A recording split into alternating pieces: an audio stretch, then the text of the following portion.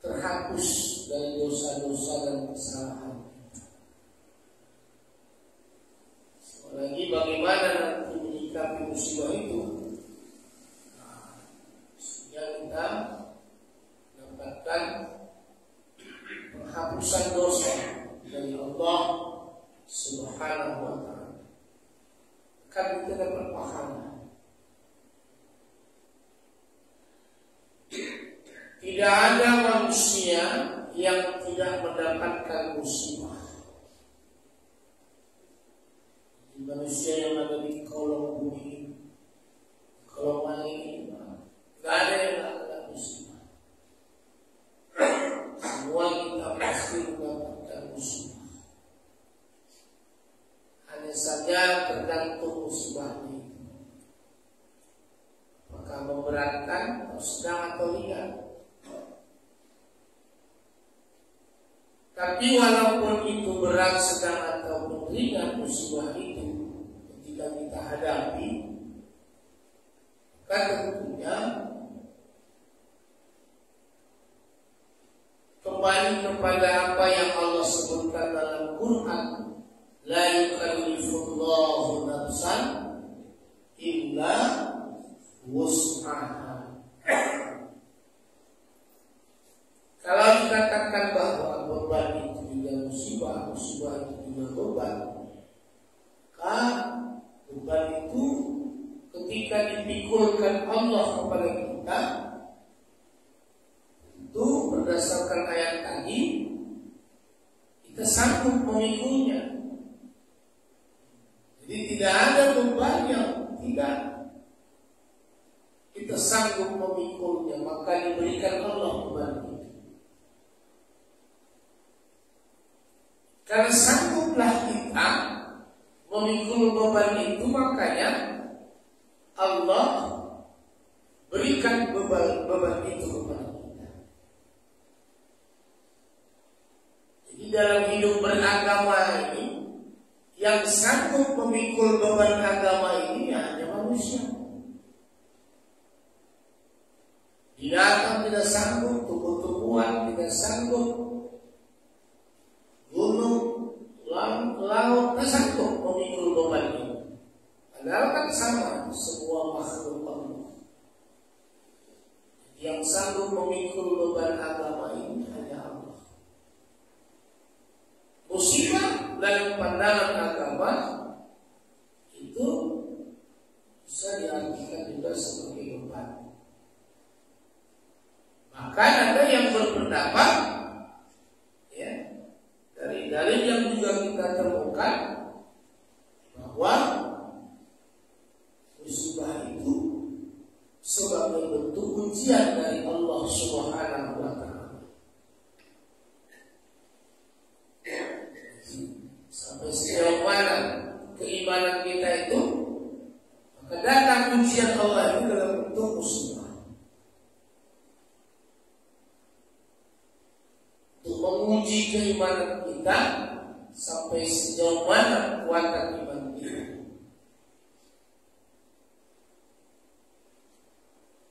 Dari hadis Aisyah radhiyallahu anha, qala Rasulullah sallallahu alaihi wasallam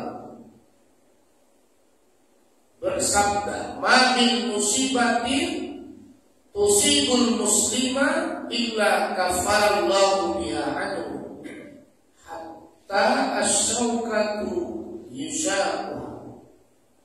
Tidak ada satu musibah pun yang menimpa seorang muslim kecuali Allah Subhanahu wa ta'ala menghapus dengan dosa-dosanya, illa kafarallahu biha anhu, menghapus dosa-dosa kita. Berarti musibah ini dapat menjadikan dosa-dosa kita dihapus Allah. Musibah yang kita terima itu kan berasal dari Allah. Karena segala sesuatu itu secara hakikat datangnya dari Allah. Maka ada hadis qudsi Allah berfirman, siapa yang tidak ridho dalam menerima ketentuanku, ketetapan yang sudah kutakdirkan, kata Allah, diusir Allah di muka bumi ini. Silakan mencari bumi selain bumi. Jangan pernah hidup di bumi, kata. Sampai seperti itu Allah menyebutkan dalam salah satu hadis qudsi terkait dengan adanya musibah. Berarti disabarkanlah musibah yang kita terima itu. Ridholah kita setiap apa yang menjadi ketentuan dan ketetapan Allah Subhanahu wa Ta'ala. Dari Abu Hurairah radhiyallahu anhu diriwayatkan bahwa Rasulullah sallallahu alaihi wasallam bersabda, "Ma yusibul muslima min nasabin wala sabin wala wasabin wala hamma wala hazan wala adha wala ghammi hatta syauqatu yushaquha illa kafarallahu biha min khataya." Tidak ada sesuatu pun yang menimpa seorang muslim, baik berupa letih, sedih, duka, kesusahan, sampai duri yang menimpanya, kecuali Allah hapuskan dosa-dosanya dengannya. Letih dalam beramal, letih dalam bekerja, sedih, duka, kesusahan, itu ditimpakan Allah. Pada intinya adalah sebagai upaya Allah menghapus dosa-dosa kita. Dan ini terkait dengan ayat yang tadi kita baca di surah Al-Baqarah. Wala nabluwannakum bisyai'in minal khawfi wal ju' wa naqsin minal amwali wal anfusi was samarat wa basyiris sabirin. Diuji Allah iman kita ini melalui musibah. Apa ujiannya itu? Di ayat ini termasuk kelaparan, ketakutan, kekurangan harta, kekurangan jiwa, kekurangan buah-buahan. Itu Allah datangkan silih berganti menghantam kehidupan dalam perjalanan kita di muka bumi. Jadi, ya. Wa basyiris sabirin, sampaikan kabar gembira kepada orang-orang yang sabar. Siapa itu orang yang sabar? Alladzina idza asabathum musibah qalu inna lillahi wa inna ilaihi raji'un. Jika dia timpa musibah, dia mengatakan sesungguhnya kami datang dari Allah dan akan kembali kepada Allah. Jadi begini nih Pak Bu, ada orang kena musibah itu dia nggak ridho, dia nggak ikhlas, dia nggak terima, malah timbul dalam sikap hidupnya, dalam hatinya, dalam pikirannya suuzon kepada Allah. Mana boleh kita suuzon semua? Mana boleh kita merusakkan kepada Allah? Kalau memang itu ketetapan Allah, kita harus husnuzon, sangka baik kepada Allah. Bahwa itu karena sayangnya Allah. Ini sangka baiknya. Sayang kita kepada misalnya orang tua kita, keluarga kita, dengan datangnya musibah itu,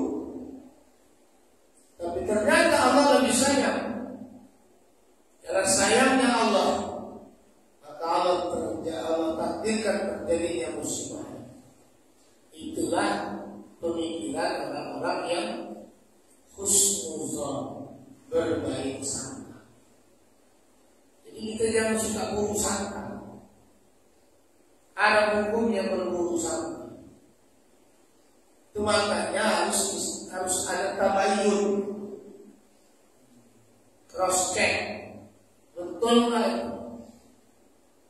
Jangan beritanya lama, kan begitu. Jangan langsung buruk sangka, apalagi buruk sangka kepada Allah.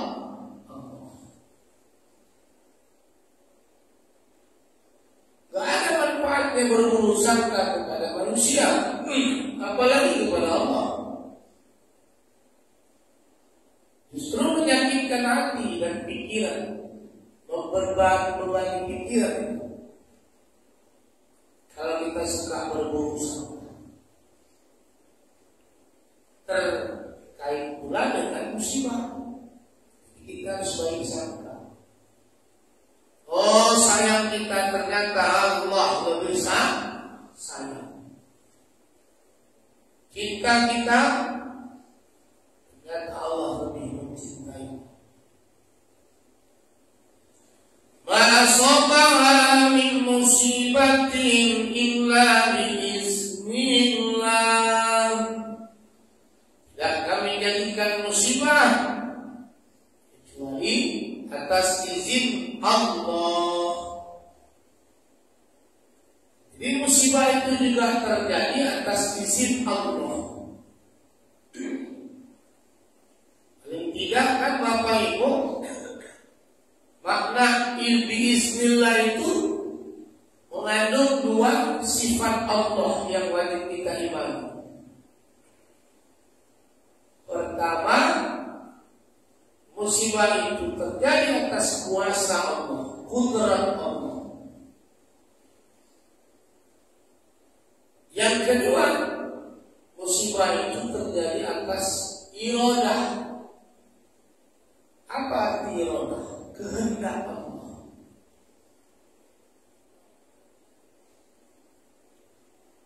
Ada kalimat yang sering kita temukan dalam Quran sebagai kata kunci penutup dari satu ayat yang bunyinya Innallaha ala kulli syai'in qadir. Sesungguhnya Allah kuasa atas segala sesuatu. Apa yang tak bisa dibuat Allah, apa yang tak bisa dikerjakan Allah, apa yang tak bisa Allah ciptakan, semua Allah bisa menciptakan. Hidup mati itu ya kuasa Allah kepada makhluknya. Karena Allah itu kan zat yang maha pencipta, khaliq. Kita ini makhluk.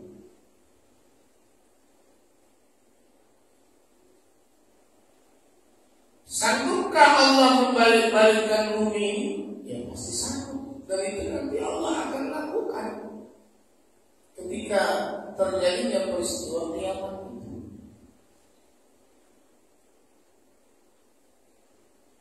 Karena Allah kuasa. Musibah yang Allah takdirkan itu pun karena atas kuasanya Allah. Ayat kedua iradah, kehendak Allah. Kehendak Allah di atas segala-galanya. Fa'alul lima yurid. Allah yang berkehendak. Gak ada manusia yang bisa menolak apa yang menjadi kehendak Allah. Apalagi kadang-kadang kita nggak tahu kalau Allah berkehendak ingin mentakdirkan kematian atas kita, kapan kita mati? Nggak tahu kita. Itu rahasianya Allah. Jadi musibah itu terjadi atas izinnya Allah. Kalau tidak Allah izinkan, takkan terjadi musibah.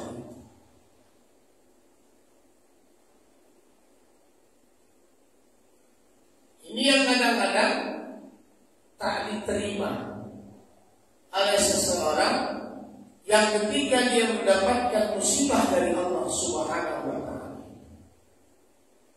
lagi-lagi datang buruk sangkanya kepada Allah.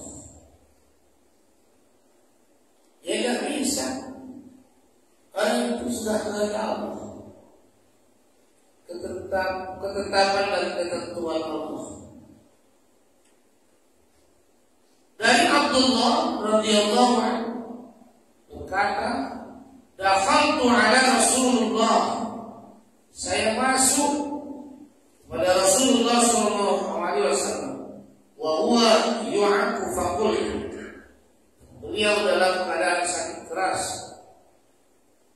Ya Rasulullah, saya tanya, ya Rasulullah, innaka tu'aku wa'kan syadidan, engkau menderita sakit ya Rasulullah? Qala, Rasulullah menjawab, ajal inni u'aku kama yu'aku rajulani minkum. Iya, rasa sakit yang saya alami seperti rasa sakit yang menimpa dua orang di antara kalian. Zalika li'anna laka ajrain, qala ajal zalika kadzalik. Saya katakan, apakah karena engkau mendapatkan pahala 2 kali lipat? Rasulullah menjawab, nah, iya. Yang demikian tidak ada seorang muslim pun yang tertimpa sesuatu, baik terkena duri ataupun yang lebih ringan dari itu, kecuali dengannya Allah menghapus dosa-dosanya sebagaimana pohon menggugurkan daunnya. Masya Allah. Ila kafarallahu biha sayyi'ati kama tahuttus syajaratu waraqah. Ini yang luar biasa ini, Pak. Ketika kita sabar dalam menerima musibah, kemudian Allah berikan pahala, dosa-dosa kita itu berguguran seperti gugurnya daun-daun yang dari pohon. Jadi kalau di barat itu, di Eropa itu Pak ya, kalau musim semi dia, gugur apa belum semi? Gugur ya. Itu daun-daun itu guguran itu dari ranting-ranting, dari dahan-dahan. Sehingga kadang-kadang kita lihat muncul pohon, ada di daun, kentang. Inilah yang kita minta sebelum mati. Allah sudah hapuskan dosa-dosa kita. Jadi artinya kita kalau mati jangan bawa beban. Kalau bisa beban itu dibuang jauh-jauh, tapi bawalah bekal. Nah, itu. Karena kalau bawa beban berarti namanya beban. Maaf, coba tengok ada orang gila bawa gondolan. Apa isinya itu, Pak? Gondolan orang gila yang dipikulnya kemana-mana, seret-seretnya. Apa itu yang dibawa itu? Sampah, pakaian, yang bapak yang berkumpul di gondol-gondol kemana-mana. Nah, kira-kira masih begitulah Pak beban. Apa lengkapi Allah bawa ini? Sementara kata Rasul, mati itu adalah perjalanan yang jauh dan sangat panjang. Jauh, panjang. Jadi kalau yang namanya perjalanan jauh dan panjang, kalau tak dibawa bekal, ya siap-siaplah kita. Maaf-maafnya, kalau di dunia, siaplah kita jadi pengemis, tumir. Nah, ada nama tumir itu. Iya, tumir itu tuh minta-minta. Gimana lah tumir? Kalau kita gak bawa bekal, habis bekal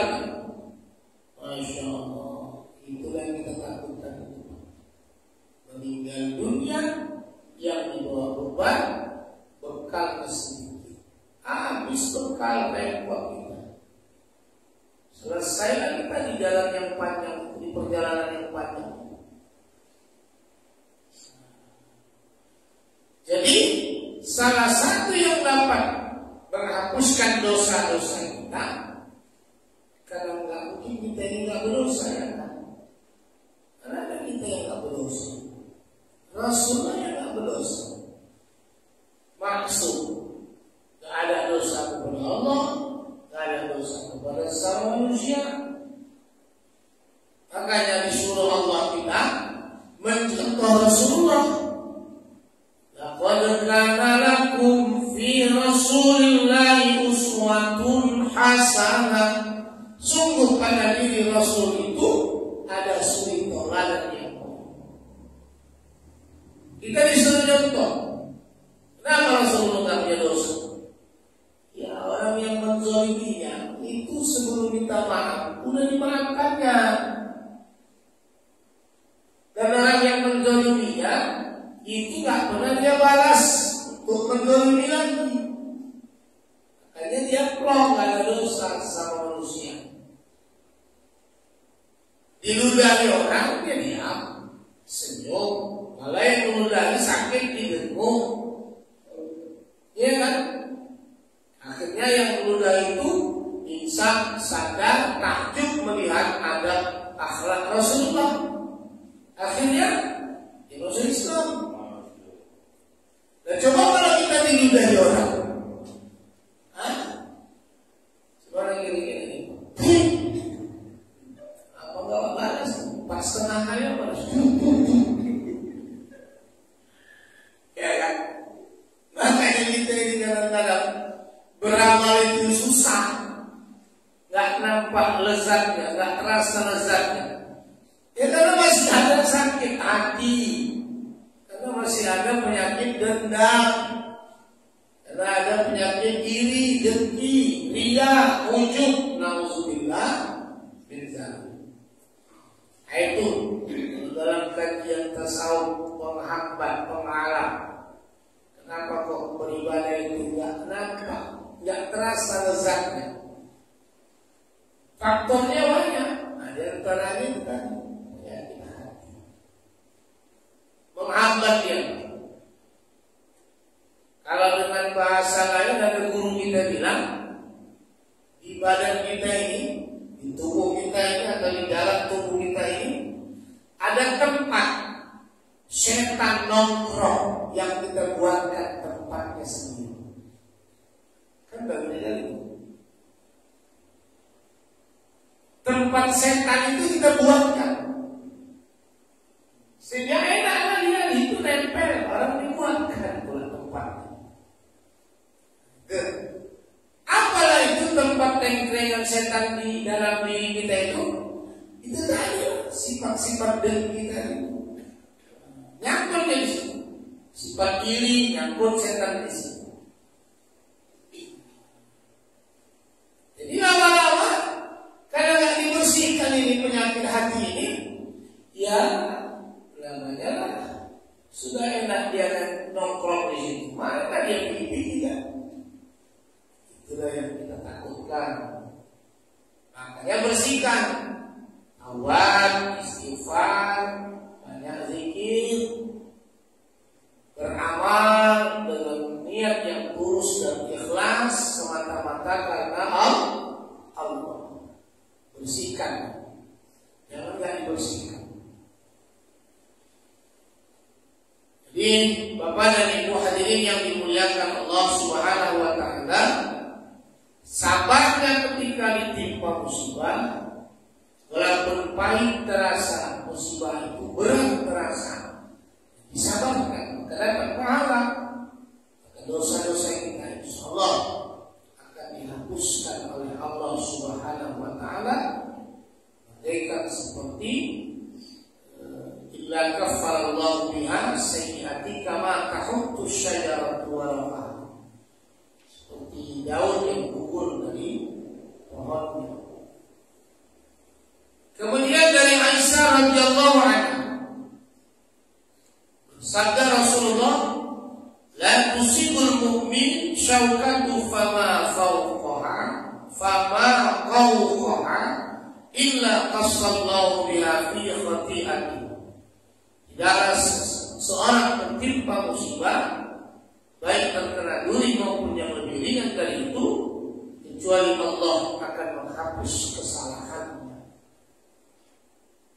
Jadi lagi-lagi sekecil apapun musibah yang Allah datangkan, seperti yang kalau lagi sebutkan terkena duri atau yang kecil dari itu, maka Allah akan hapuskan dosa dan kesalahan.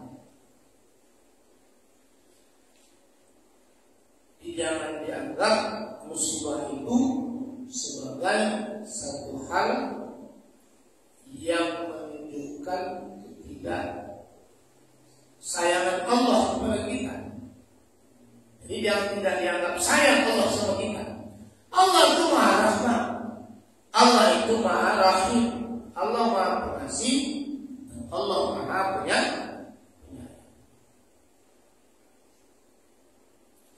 Imam Muhyiddin Abu Zakaria An-Nawawi berkata dalam syarah Sahih Muslim, dalam beberapa hadis di atas terdapat berita gembira bagi seorang mukmin, karena sedikit sekali orang yang tidak tertimpa musibah berupa sakit dan musibah lainnya, meskipun ringan, bisa menghapus dosa, mengangkat derajat dan menambah kebaikan.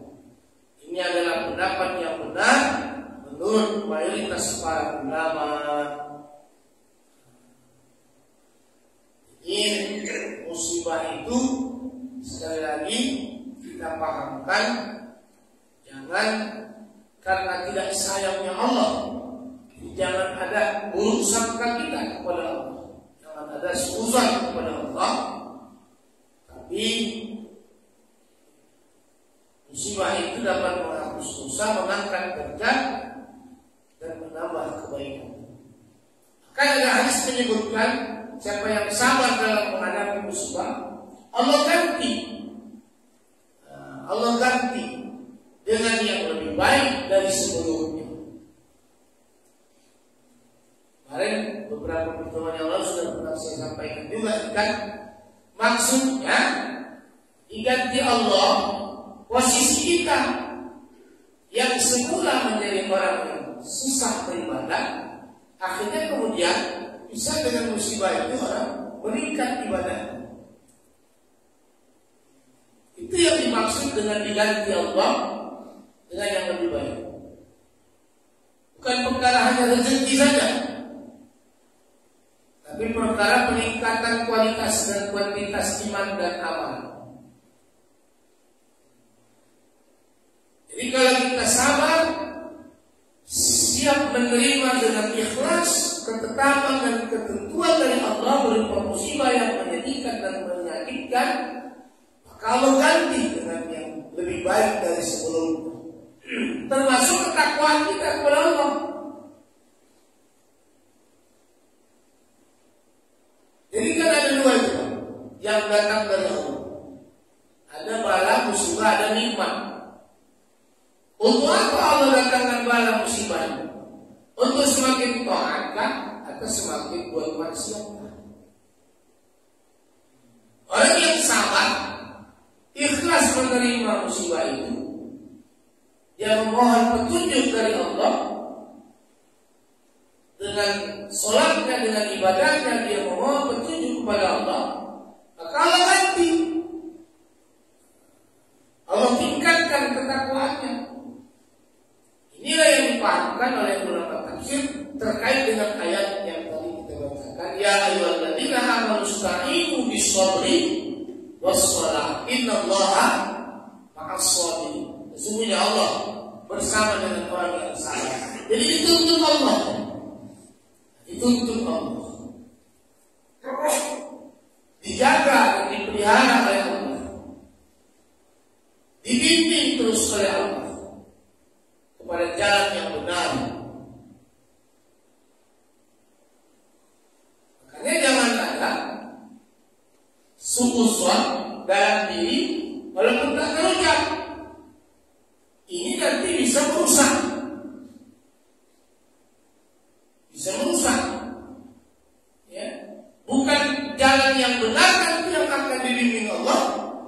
tapi bisa kita menuju kepada jalan kesesatan. Ini juga bisa terjadi. Makanya tadi musibah, nikmat. Kemana sasarannya? Taat, bukan maksiat. Karena ada sebagian orang didatangkan Allah musibah, ya kan? Dia bukan malah selalu taat, malah buat maksiat.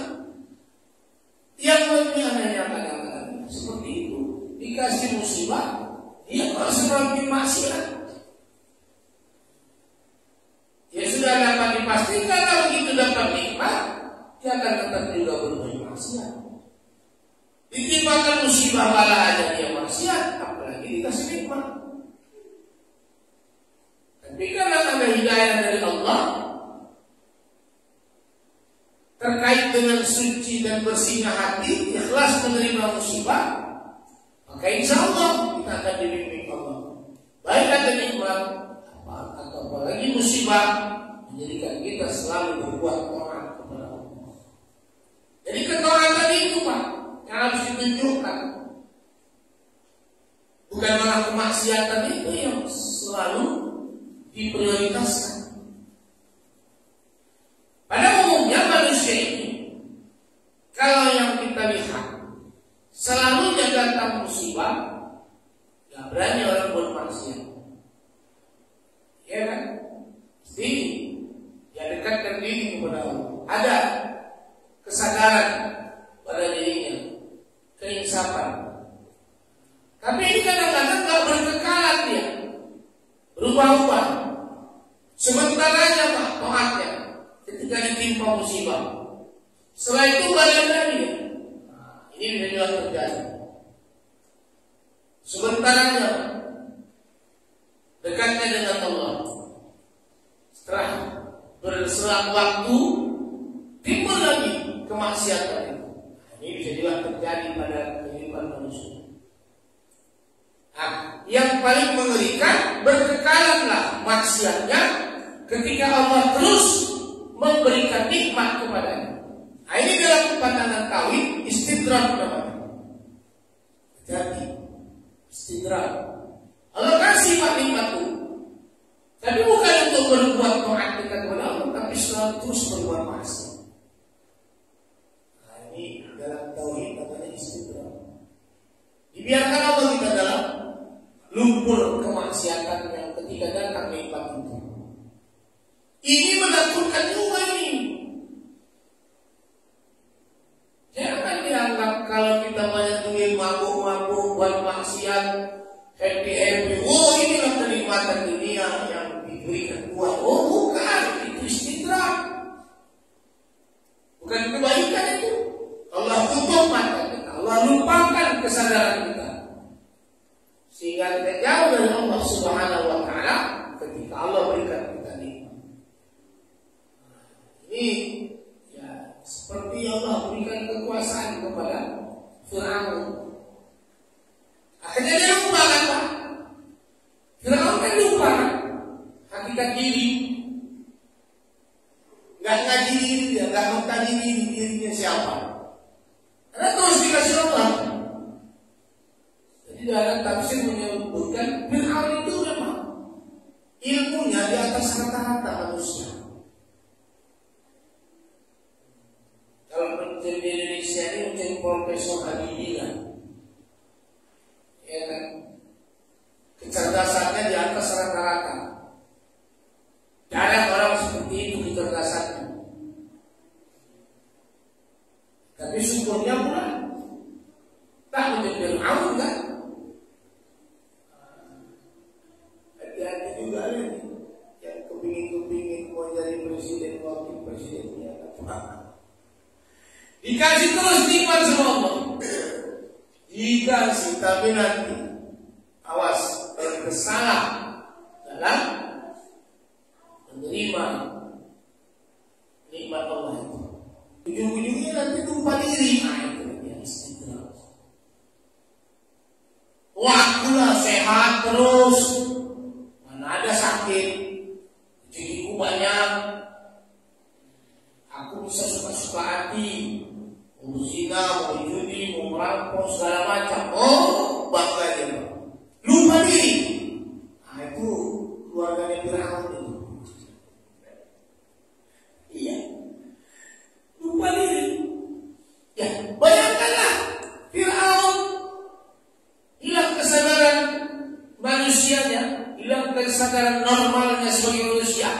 Dan mimpi kan Pak, macam mimpi. Mengaku diri jadi Tuhan, dan mimpi. Kan di luar kesadaran itu manusia yang normal. Itulah Fir'aun. Sama si Korun. Itu kawan akrabnya juga itu kan. Itu lambang manusia yang satu haus kekuasaan, yang satu haus harta. Lupa diri dia. Lupa diri. Hilang kesadaran yang seharusnya dia menjadi manusia yang normal. Terbahaya itu. Ketika Allah memberikan kelebihan dari yang lain kepadanya. Itu tadi kita tadi. Nikmat, bala. Kemana ini? Lebih mendominasi pada diri kita. Apakah semakin taat atau semakin suka berbuat maksiat? Jadi kalau semakin berbuat taat kepada Allah, alhamdulillah. Inilah yang menjadi tujuan hidup sebagai hamba Allah. Kelak matinya pun husnul khatimah. Kematian yang terjadi dengan sebelumnya ada sakaratul maut baginya, dimudahkan Allah sakaratul maut. Jadi semua akan mati dan akan mengalami proses sakaratul maut. Sakaratul maut itu satu hal yang sangat mengerikan, menjerit pun manusia yang ketika rohnya mau dipisahkan dari jasad. Akan bisa pernah terdengar cerita orang yang ketika dicabut rohnya dari jasadnya. Kenapa nggak terdengar ceritanya Pak? Karena tubuh orang yang mati itu, yang mau mati itu, semakin lama semakin melemah. Kekuatannya itu semakin lama semakin hidup. Macam lampu listrik kita tengok, kalau kurang arus, lama-lama mati, redup, hilang cahaya. Manusia yang mati itu begitu juga. Redup. Ya kan? Putih warna kulitnya, kuning sawo kata orang. Cuma perhatikan, lama-lama berubah redup, sudah terjadi perpisahan turunan jasad. Warna kulit manusia itu mirip seperti tanah liat. Tanah liat. Dibilang kuning gak kuning, dibilang coklat gak coklat, dibilang putih gak putih. Tanah liat itu gak berarti. Berimpi itu nanti kita kembali redup. Lama-lama hilang. Berpisah dong. Ibu yang habis lagi. Iji kurang lagi kan. Itulah proses. Berbeda kita yang masih kuat tubuh ini, begitu tersandung ujung jari kaki kita di pintu, aduh kata mulut itu. Kenapa masih bisa ngomong aduh? Karena tubuh kita masih kuat, masih kuat. Refleksnya itu antara kaki yang tersandung dengan mulut yang mengucapkan aduh cepat. Karena badan kita masih kuat. Orang yang mati ketika terjadi sakaratul maut itu menjeritnya Tuhan. Tapi lama-lama ceritanya nggak terdengar lagi. Karena tubuh semakin lama semakin lemah. Tenaga nggak ada.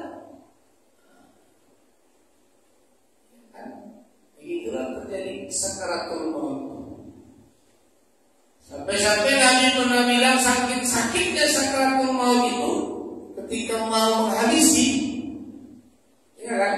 Ketika mau menghabisi roh dari jasad, sakitnya itu lebih sakit dari ditusuk dengan pedang sebanyak 300 kali tusukan. Semua itu sakit. Cuma kalau belum jelas aja ini ya kan, yang aja waktu. Dan yang kedua kita takut.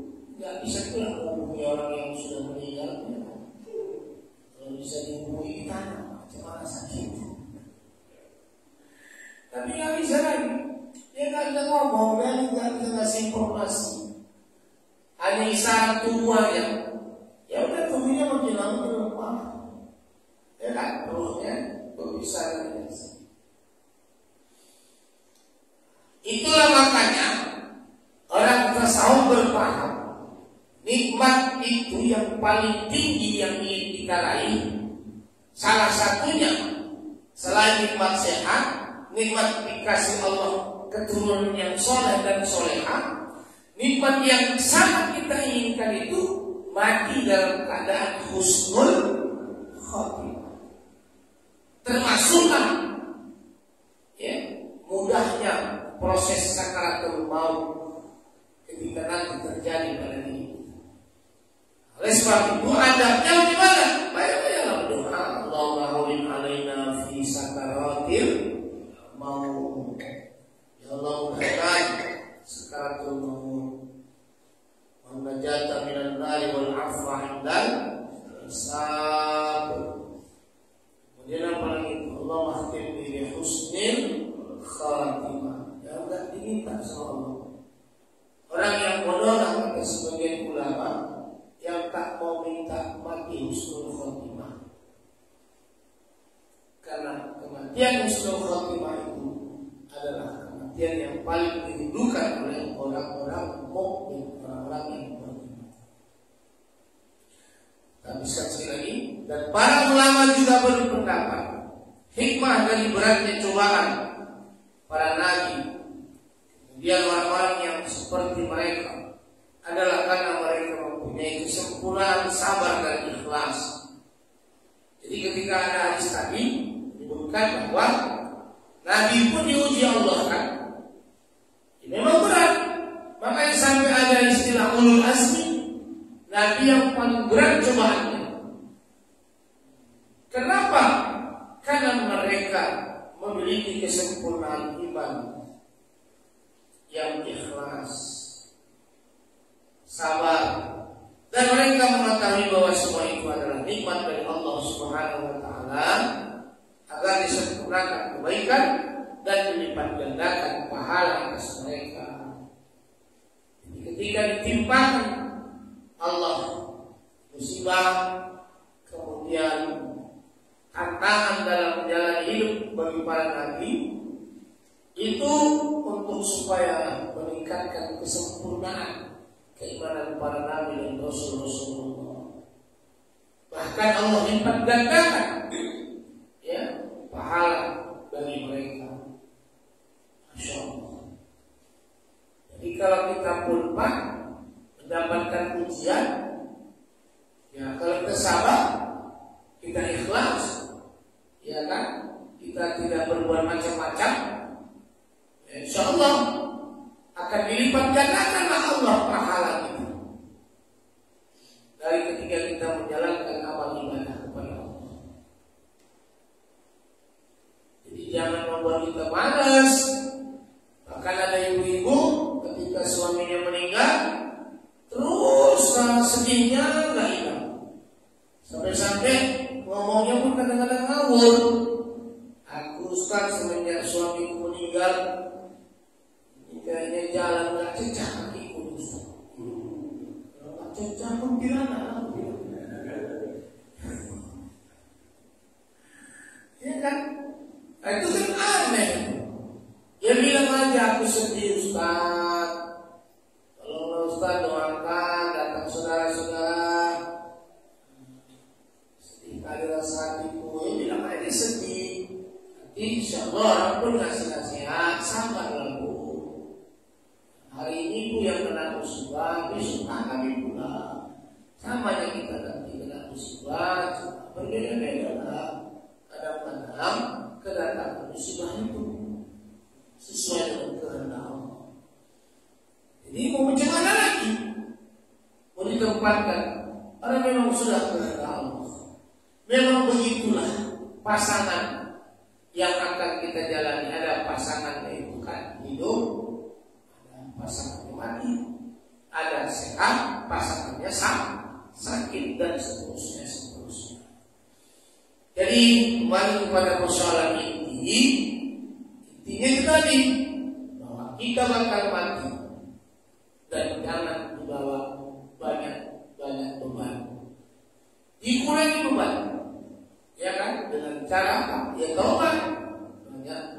istighfar, minta ampun kepada Allah. Kemudian siapkanlah bekal. Nah, bekal itu insya Allah pasti banyak manfaat. Bekal itu apa? Amal-amal soleh yang kita kerjakan. Jadi fastabiqul khairat, berlomba-lomba kita untuk kebaikan. Ini saja Pak kajian yang kita sampaikan, mudah-mudahan ada manfaat. Billahi taufiq wal hidayah. Assalamualaikum warahmatullahi wabarakatuh. Ya, siap.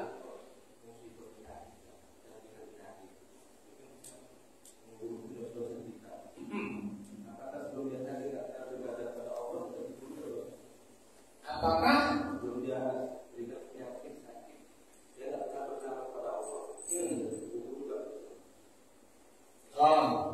kalau kita kaitkan dengan ayat Allah, "Faman ya'mal mithqala dzarratin khairan yarah," ya kan?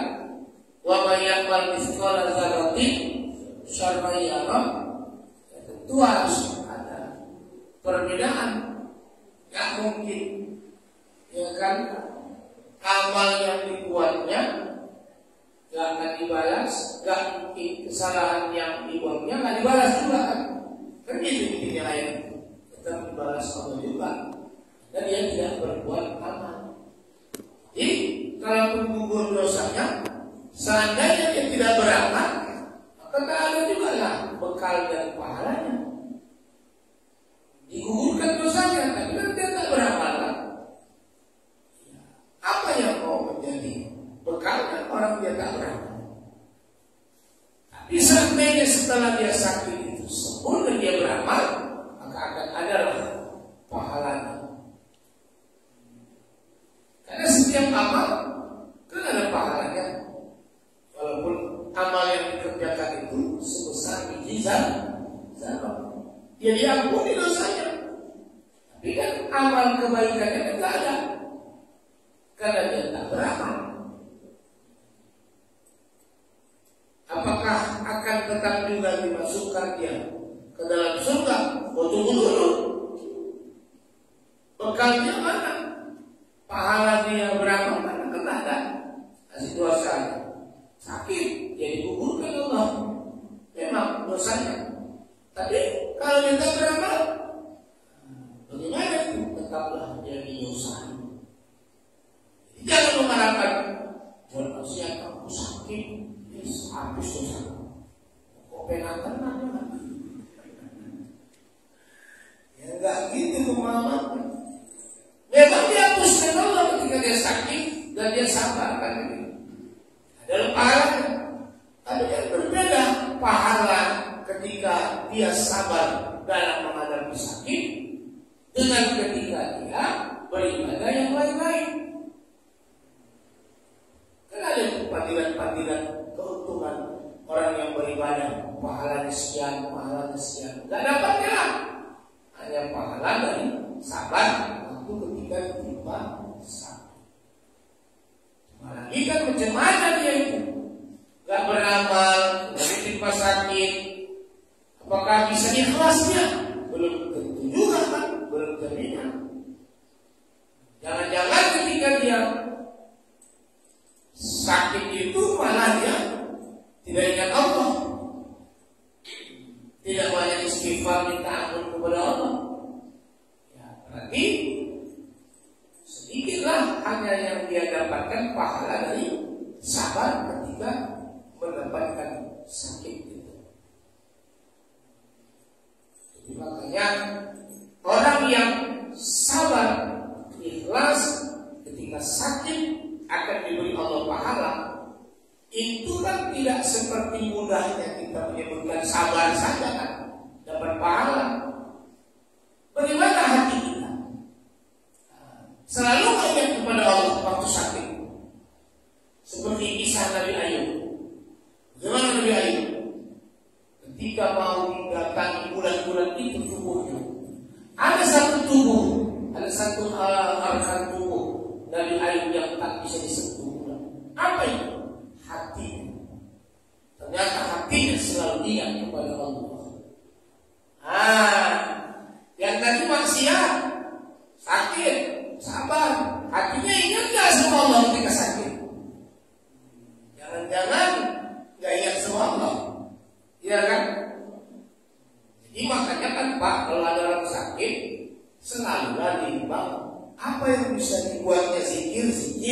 berzikir. Apa yang bisa dibacanya ayat Quran kalau sakit dibaca. Jangan ngeluh. Kan banyak orang sakit di kadang-kadang asik ngomong acuh. Ya kan? Sakit tenang. Ya ada saudara saya sakit Pak. Asik ngomong. Nasib. Bilang jangan nasib ada dibilang. Si nasib udah meninggal semalam. Bilang dia ngomong zikir apa kata Allah, la ilaha illallah, atau subhanallah, astaghfirullah. Itu betul Pak. Ada saudara malam sakit. Nasib bilang ada nasib lagi. Nasib wajib lagi. Kemudian jangan tidak nasib. Ayo contoh tak baik ketika menerima sakit. Tapi kan penyepisan Nabi Ayub tadi hatinya itu nggak bisa ditenangi Pak. Apa terus bergerak. Jadi menurut ulama apa yang menjadikan hati Nabi Ayub itu bergerak? Dia zikir kepada Allah. Karena mulutnya kan bisa lagi ngomong lagi dan orang sakit semua. Nah, jadi itu yang dimaksud termasuk salah satu orang yang sabar dapat pahala ketika ditimpakan musibah. Pak, sakit. Saya tanya, sering kita dengar orang sakit, sholatnya cuma waktu sakit. Hanya tinggal kan? Ada yang bodoh. Ada yang datang waktu kita jenguk, dia sakit, dia nanya, Ustaz, aku gimana nih sedang sakit? Sholat itu gimana Ustaz? Wudhu gimana? Ini paten kan? Dia sadar, waktu sakit itu gimana supaya bisa tetap beribadah? Saya bilang, ya kalau bisa diwudhui, jangan lupa yang wudhunya. Kalau anduk, ya kan?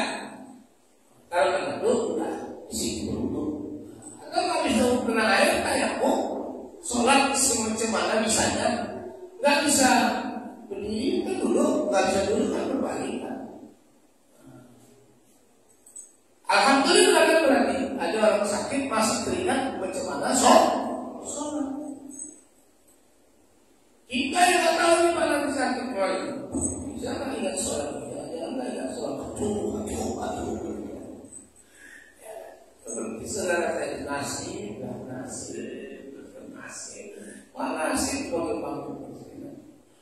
jadi itu tadi bagaimana menyikapi ketika dia sakit. Lihat apa reaksi hatinya. Begitulah Nabi Ayub, hatinya dekat dengan Allah, bergetar terus menyebut nama Allah. Jadi maunya sakit dia sendiri, istighfar, subhanallah. Kan banyak kalimat-kalimat yang banyak bisa dibaca. Cuman untuk ya tergantung gimana kalau memang kita bisa berwudu di atas tilam itu, ya berwudu. Ada wudu, tayamum itu gampang Pak. Sengaja aku tayamum karena Allah. Ini kan gitu, sapu, wajah, bersihkan, pukul lagi. Hilangkan debunya, kiri ke kanan, yang kanan ke kiri, nggak selesai kan tayamum pada repot. Jadi yang sakit itu diajak juga, diingatkan juga, sholat macam mana sedaya mampunya sholat. Kecuali kalau dia sedang uzur tadi, bisa dari lagi komunikasi yang sakit, atau mungkin posisinya dia sudah apalagi sudah leler gitu ya. Kalau udah leler Pak, mana lagi beban agama itu ada semuanya. Oke, disitu dia. A'udzubillahi minasyaitonir rajim. Bismillahirrahmanirrahim. Alhamdulillahirabbil alamin. Wassalatu wassalamu ala asrafil anbiya'i wal mursalin wa ala alihi wa ashabihi ajma'in. Allahumma shalli ala sayyidina